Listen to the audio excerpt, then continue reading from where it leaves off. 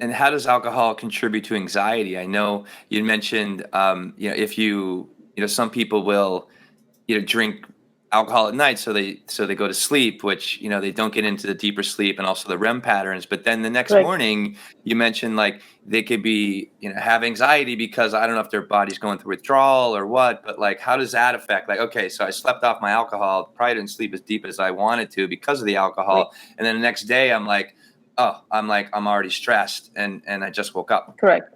So there's a couple of mechanisms. So one mechanism is if you're leaning on that glass of wine or maybe a drink or two to put you to sleep, it's ultimately going to completely disrupt your sleep architecture, which is what you're referring to. And that's not what you want to be. We should not be using alcohol as a crutch to get us to sleep. Um, you should be speaking to your doctor about problems with sleep.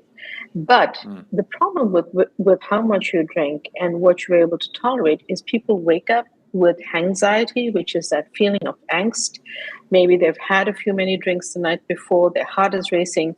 In clinical terms, it's sort of mild withdrawal from alcohol, right? You drank a whole lot the day before, and your body is responding because it's not getting alcohol at 7 in the morning. So that type of you get what we've called hang anxiety, or it's just anxiety from waking up, having underlying anxiety, that being now precipitated. A couple of things with that: you could be mildly dehydrated if you're not drinking a ton of water as you're consuming whichever form of alcohol. You could be dehydrated, which would lead to anxiety as well. So there are these different mechanisms to be careful of, and that's why I go back to drinking moderation.